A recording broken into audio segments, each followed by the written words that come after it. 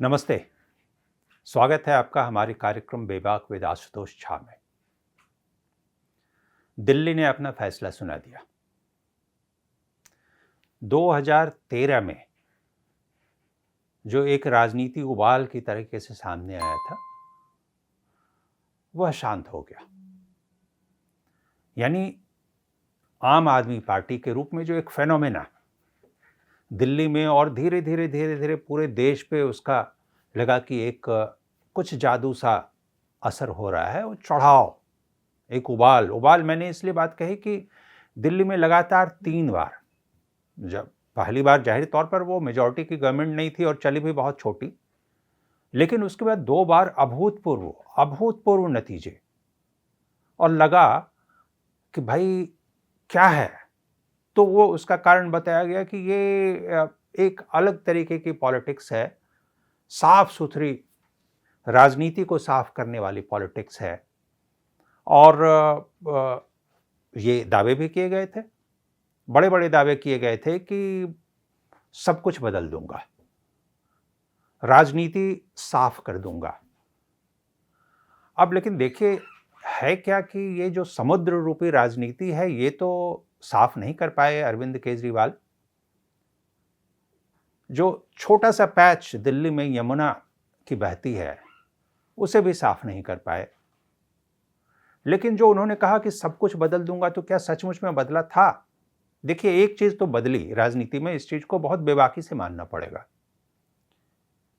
कि अरविंद केजरीवाल और आम आदमी पार्टी ने एक ऐसा फ़ॉर्मूला दिया फ्रीबीज़ का। अब देखिए, फ्रीबीज़ तो क्या है कि आजकल राजनीति में सर्वमान्य हो गई, अब सभी दल देने लगे। लेकिन सच्चाई से अगर दिल पे हाथ रख के आज भी आप किसी भी इकोनॉमिस्ट से बात कर लें, क्योंकि कोई भी देश, समाज कुछ भी चलता है तो उसके पीछे अर्थ तो है। तो वो बोलेगा कि भाई ये फ्रीबीज़ जो है, ये तो एक तरीके से लोकतंत्र और चुनावी लोकतंत्र की बात खास तौर से, ये एक तरीके से किडनैप करने का एक तंत्र था। तो वो ज़रूर अरविंद केजरीवाल ने दिया, ये योगदान उनको जाएगा। लेकिन मैं आज थोड़ी दूसरी चीज़ों पे चर्चा करना चाहता हूँ आपसे कि कुछ दिनों पहले आप लोगों ने देखा होगा, एक वीडियो बहुत वायरल भी चला था। अरविंद केजरीवाल एक किसी रैली में कह रहे थे और चुनौती दे रहे थे नरेंद्र मोदी को कि मोदी जी, अरविंद केजरीवाल को हराने के लिए आपको दूसरा जन्म लेना पड़ेगा। खैर, ये देखिए, अब राजनीति में इस तरीके का अभिमान होता है। अब उसने, अगर ये एक तरीके से घमंड आ गया अरविंद केजरीवाल को, तो इसमें कोई बुराई नहीं। कई लोगों को हो सकता है कि ये घमंड आए। नतीजे ने बता दिया कि क्या होता है।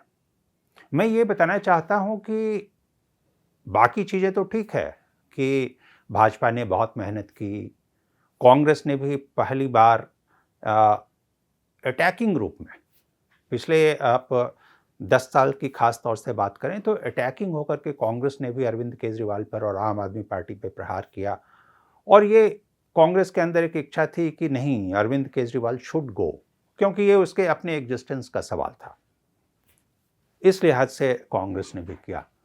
लेकिन इसके अलावा एक कहा जाता है ना कि when your weapon becomes a sword against you, जब आपका अपना हथियार ही आप ही को घायल कर दे। क्या ऐसी बात थी? देखिए, 2-3 पॉइंट में सिर्फ चर्चा करूं तो ये केस जो है सो अरविंद केजरीवाल और आम आदमी पार्टी पर भी लागू हो रहा है। सिर्फ 3 पॉइंट में गिनाना चाहता हूं आपके सामने। जब आज से 6 महीने पहले अरविंद केजरीवाल जेल से बाहर आए सशर्त जमानत के साथ, जो पूरा लिकर केस का मामला था उससे, तो पहली बार उन्होंने, क्योंकि जेल में रहते हुए उन्होंने कभी इस्तीफा नहीं दिया मुख्यमंत्री पद से। ये बार-बार डिमांड होती रही, ये बार-बार बात होती रही कि भाई कोई मुख्यमंत्री जेल से कैसे सरकार चला सकता है, लेकिन वो चलाते रहे। जेल से बाहर आने के बाद उन्होंने इस्तीफा दिया और ये एक ट्रम्प कार्ड माना जा रहा था। उस समय की अगर आप बात करें तो ये लोग मान रहे थे, जो एनालिस्ट थे वो भी मान रहे थे कि अरविंद केजरीवाल ने पहले तुरुप का पत्ता चल दिया है। वो ये कि उन्होंने आते ही इस्तीफ़ा दिया और कहा कि मैं अब जीत के जब आऊँगा, पब्लिक मुझे जब जिता कर के भेजेगी, तब मैं मुख्यमंत्री बनूँगा, अभी मैं इस्तीफ़ा देता हूँ। आतिशी को उसने मुख्यमंत्री बनाया और ये था कि अरविंद केजरीवाल जिस पॉइंट पे पहले भी खेलते रहे कि मैं ईमानदार, बाकी लोग बेईमान, तो वही कि मैं ईमानदार हूँ, चलो मैं इस्तीफ़ा दे रहा हूँ, पब्लिक मुझे फिर से जिताएगी और मैं। अब 2 पॉइंट हैं इसमें। एक तो क्या है कि ये पूरा पॉलिटिकल नैरेटिव था वो इसलिए क्योंकि देखिए कानून का पहलू अलग होता है, चुनावी पहलू अलग होता है। अगर आप जीत कर आते भी हैं, तो भी कानूनी फंदे से आप नहीं बच सकते। भाई अगर आप सिंपल समझिए कि किसी एक व्यक्ति ने कोई जुर्म किया, बड़ा जुर्म किया और उस पर उसे एक सज़ा सुनाई जा रही है। जेल में रहते बहुत सारे अपराधी चुनाव लड़ते हैं और जीतते भी हैं। लेकिन क्या चुनाव जीतने के बाद उसके अपराध मुक्त हो जाते हैं? नहीं होता है। लेकिन केजरीवाल एक शार्प पॉलिटिशियन हैं, तो उन्होंने एक पहला तुरुप का पत्ता उसी समय चल दिया था कि मैं ईमानदार, लो मैं इस्तीफा देता हूं। उन्होंने इस्तीफा दिया। लेकिन धीरे धीरे धीरे धीरे ये जो नैरेटिव है वो बदलना शुरू हुआ और उसमें बीजेपी ने बहुत मजबूती से काम किया, कांग्रेस ने भी किया कि भाई ये तो बन ही नहीं सकते, ये तो चीफ मिनिस्टर रह ही नहीं सकते थे क्योंकि सुप्रीम कोर्ट की ओर से शर्तें लाद दी गई है कि एज ए चीफ मिनिस्टर न तो सचिवालय जा सकते हैं, न तो मुख्यमंत्री के दफ्तर जा सकते हैं, न ही किसी कैबिनेट मीटिंग में शामिल हो सकते हैं, ना ही कोई हस्ताक्षर कर सकता है। और ये धीरे धीरे नैरेटिव जब बदलना शुरू हुआ तो ये हुआ कि ये सिर्फ कट्टर ईमानदार वाली छवि वाली बात नहीं थी कि इसलिए वो कर ही नहीं सकते थे ऐसा और आगे भी नहीं कर पाएंगे। तो जो उन्होंने एक हथियार बनाया था अपना ईमानदारी का, वो तुरुप का पत्ता उल्टा पड़ा। ये हुआ पहला। जो दूसरा इशू है वो ये है कि केजरीवाल ने लगातार ये कहना शुरू किया हर रैलीज में, हर गली नुक्कड़ पे, चौराहे पे और वैसे भी प्रेस कॉन्फ्रेंसेस में भी, मुझे तो काम ही नहीं करने दे रहे जी, एलजी सेंट्रल गवर्नमेंट मुझे काम ही नहीं करने देती, मैं क्या करूं, मुझे फंड ही नहीं दे रहे, मैं क्या करूं। बात आई कि महिलाओं की सुरक्षा की, तो बोले मैं क्या कर सकता हूं, मेरे पास तो पुलिस ही नहीं, मैं कैसे सुरक्षा दे सकता हूं, आपको सुरक्षा लेनी है तो केंद्र के पास जाओ। अब देखिए कोई भी जनता इतनी लाचार सरकार तो नहीं चाहती है। मतलब मैं बेबाकी से अगर कहूं तो इस लाचारगी को नकारापन कहते हैं और ये पब्लिक के अंदर धीरे धीरे बैठने लगी। मैं तो चुनाव के बीच में कई जगहों पर घूम रहा था, आप लोगों ने भी, और आप दिल्ली के तो बहुत सारे वोटर खुद भी इस पूरी चर्चा से रूबरू रहे होंगे। उनके आपस के बीच में चर्चा जो चल रही थी वो क्या थी? वो ये थी कि भाई ठीक है, केजरीवाल हमें मुफ्त की रेवड़ी दे रहे थे, उसका हमें फ़ायदा मिल रहा था और इस बार का जो रिजल्ट है जिसमें कि आपको दिख रहा होगा कि जो झुग्गी झोपड़ी जो कमिटेड वोटर थे केजरीवाल के, उसमें भी एक डिवीजन दिखा। बाकी जो मिडिल क्लास और अपर क्लास थे जो कभी कभार उनको जाकर देना शुरू कर दिए थे, उनमें तो खैर एक दूरी दिखने लगी। वो क्यों? वो इसीलिए थी बात कि भाई देखिए अब रेवड़ी तो सामान्य सी बात है ना, इसमें स्पेसिफिक क्या है, केजरीवाल हमें ऐसा क्या दे रहे हैं जो दूसरी पार्टी नहीं दे रही। तो ये दिखा कि नहीं, कुछ मामलों में तो बीजेपी आगे दे रही है, कुछ मामलों में कांग्रेस ने ज्यादा वादे कर दिए हैं। लेकिन क्या इसका अर्थ ये होगा केजरीवाल के आने का कि अगले 5 साल भी फिर यही नैरेटिव चलता रहेगा कि भाई काम नहीं हो सकता, पैसे ले लो मुझसे जो लेने हैं, आप बस पे सवारी कर लो लेकिन वो बस चलेगी टूटी हुई सड़कों पे। आप 20,000 लीटर पानी ले लो लेकिन पीने के पानी का इंतजाम तो आपको अलग से करना पड़ेगा, क्योंकि मैं क्या करूं, अब मुझे काम नहीं करने दिया जा रहा। ये नैरेटिव जो है सो केजरीवाल पे सबसे भारी पड़ा। ये एक ऐसा हथियार था जिसे केजरीवाल ये बताने की कोशिश कर रहे थे, एक तरीके से अपने लिए सहानुभूति,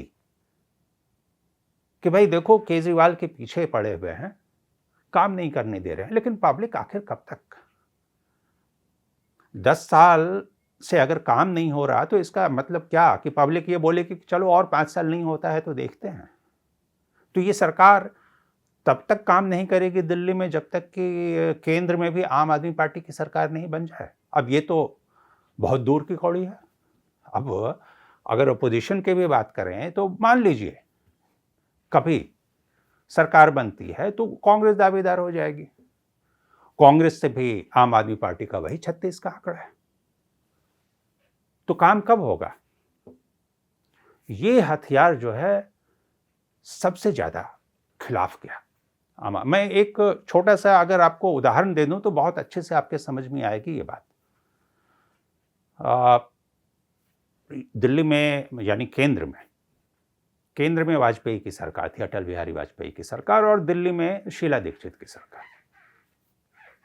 ये इसका मैं फर्स्ट हैंड नॉलेज नहीं है मुझे, लेकिन ये संदीप दीक्षित ने बताई थी एक बार। और शीला दीक्षित एक प्रपोजल लेकर के अटल जी के पास गई, और कुछ ऐसा प्रपोजल था कि उस पर सरकार तैयार नहीं हो पा रही थी, बोल रही थी नहीं नहीं ये संभव नहीं हो पाएगा, हम नहीं कर सकते, हम दूसरे राज्यों की अनदेखी कैसे कर दें, आपको ये नहीं कर सकते, आपकी जो हिस्सेदारी बन रही है हम वो दे रहे हैं, ये काम नहीं हो सकता। और धीरे धीरे एक तनाव जैसा पैदा हो गया और वाजपेयी जी उठकर खड़े हो गए कि ठीक है अब मीटिंग खत्म होती है। हो गई बात कि अब तो ये काम नहीं हो पाएगा, और तब शीला दीक्षित ने कहा वाजपेयी जी एक कप और चाय तो पिला दें। और फिर से बैठे और चाय पी, और आधे घंटे में वो फिर से सारी चीजें हो गई। मतलब शीला दीक्षित जो प्रपोजल लेकर गई थी वो मनवा कर आ गई। अब देखिए क्या है कि जब सरकार बनती है, चुनावी राजनीति अलग है, अगर सरकार बनती है तो आपको काम निकालना पड़ता है अपने प्रदेश के लिए। जनता ये नहीं सुन सकती आपसे कि हम काम नहीं कर सकते।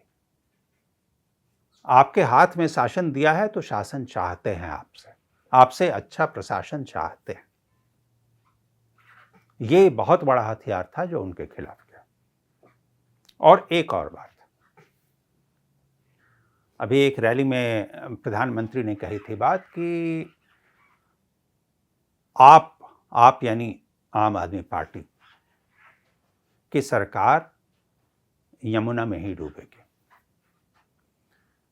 देखिए ये एक जो अरविंद केजरीवाल ने